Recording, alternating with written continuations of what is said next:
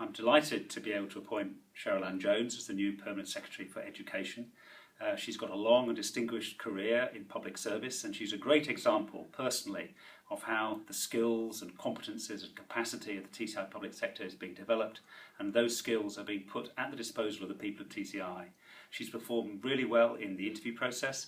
She was the best candidate. She's got a successful career in government, and I'm absolutely certain she'll be a fine Permanent Secretary for Education.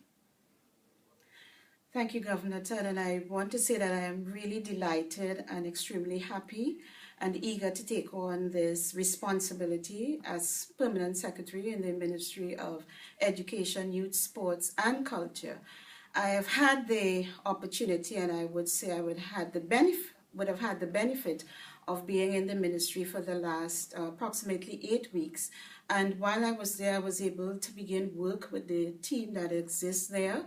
I've been able to look at some of the major concerns and identify with some of the priorities that the minister herself has outlined for the upcoming fiscal year. And there are many challenges, among them the overcrowding in schools, particularly on Providenciales, upgrading the ordinances that have been there for some time and need to be reviewed.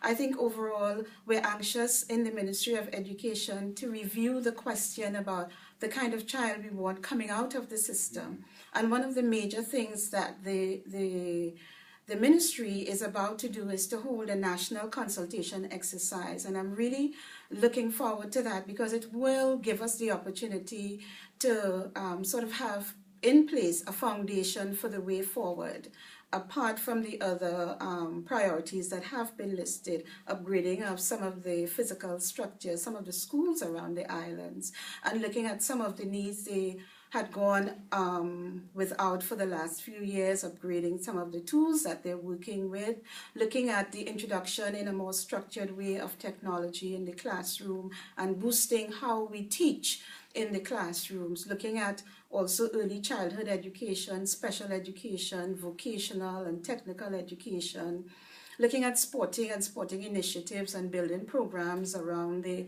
islands, the enhancement of the youth department, strengthening that, library services and all the other departments. So I'm really anxious. I'm happy to be entering there officially and working with the team that already exists there.